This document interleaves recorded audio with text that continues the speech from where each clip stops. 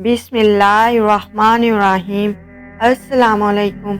अरबों खरबों दरूद व सलाम हज़रत मोहम्मद मुस्तफ़ा सल्लल्लाहु अलैहि वसल्लम, उनकी औलाद, उनकी आल पर अल्लाह ताला मग़फ़िरत फरमाए, आपकी, मेरी और तमाम उम्मत के मुसलमानों की, आमीन।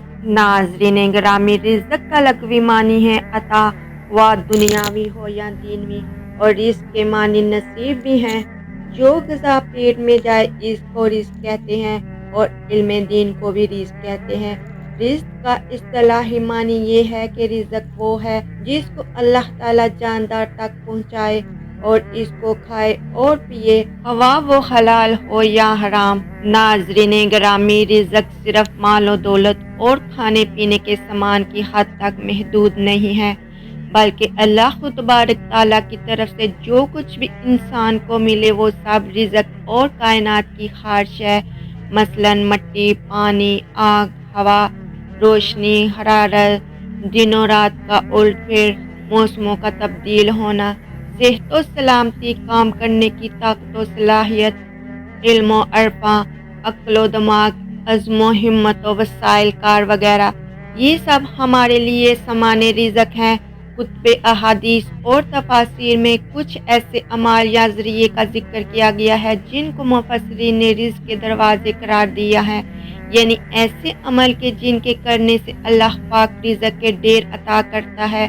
अब कोई ये गिला करता है कि उसके रिज़्क़ में तंगी है या उसके रिज़्क़ में बरकत नहीं है, तो फिर इसे ये वीडियो गौर से देखनी चाहिए और रिज़्क़ के दरवाजे से गुजरने के लिए इन अमाल को अपनी आदत बना लेना चाहिए। पहला दरवाज़ा नमाज है। जो लोग नमाज पढ़ते हैं इनके रिज़्क़ से बरकत उठा दी जाती है। वो पैसा होने के बावजूद भी परेशान रहते हैं। दूसरा दरवाज़ा इस्तिग़फ़ार है। जो इंसान ज़्यादा से ज़्यादा इस्तिग़फ़ार करता है, तौबा करता है, इसके रिज़्क़ में इज़ाफ़ा हो जाता है और अल्लाह ऐसी जगह से रिज़्क़ अता देता है जिससे कभी इसने सोचा भी नहीं होता। तीसरा दरवाज़ा सदका है। अल्लाह ने फरमाया कि तुम अल्लाह की राह में जो खर्च करोगे, अल्लाह तबारक ताला इसका बदला ज़रूर देकर ही रहेगा।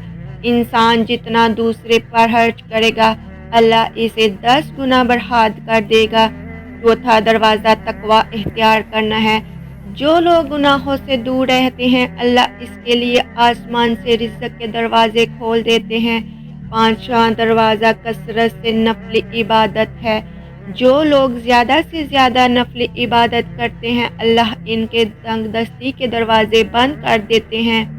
अल्लाह कहता है कि अगर तू इबादत में कसरत नहीं करेगा तो मैं तुझे दुनिया के कामों में उलझा दूंगा। लोग सुन्नतों और फ़र्ज पर ही तवज्जो देते हैं, नफल छोड़ देते हैं, जिससे रिज़्क़ में तंगी होती है। छठा दरवाज़ा हज और उम्रत की कसरत करना है। हदीस में आता है कि हज और उम्रा गुनाहों और तंगदस्ती को इस तरह दूर करते हैं जिस तरह आग की भट्टी सोना चांदी के मैल को दूर कर देती है। सातवां दरवाज़ा रिश्तेदारों के साथ अच्छे सलूक से पेश आना है। ऐसे रिश्तेदारों से भी मिलते रहना चाहिए जो आपसे कता ताल्लुक़ हो।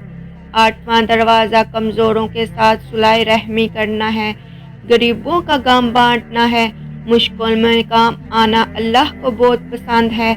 नौवां दरवाज़ा अल्लाह पर तवक्कल है। जो शख्स ये यकीन रखे कि अल्लाह ही देगा तो इसे अल्लाह ज़रूर देगा, और जो शक करेगा कि वो परेशान ही रहेगा तो वो परेशान ही रहेगा। 10वां दरवाज़ा शुक्र अदा करना है। इंसान जितना शुक्र अदा करेगा, अल्लाह रिज़्क़ के दरवाजे खोलता ही चला जाएगा। 11वां दरवाज़ा है कि घर में मुस्कुरा कर दाल होना। मुस्कुरा कर दाल होना सुन्नत भी है। नाज़रीन गिरामी, हदीस में आता है, नबी करीम सल्लल्लाहु अलैहि वसल्लम ने फरमाया, अल्लाह फरमाता है कि रिज़्क़ बढ़ा दूंगा। जो शख्स घर में दाखिल और मुस्कुरा कर सलाम करे। 12वां दरवाज़ा माँ बाप की फरमाबरदारी करना है। ऐसे शख्स पर कभी रिज़्क़ तंग नहीं होता जो कि अपने माँ बाप की फरमाबरदारी करता है और उनकी इज्जत करता है। 13वां दरवाज़ा हर वक्त बावज़ू रहना है।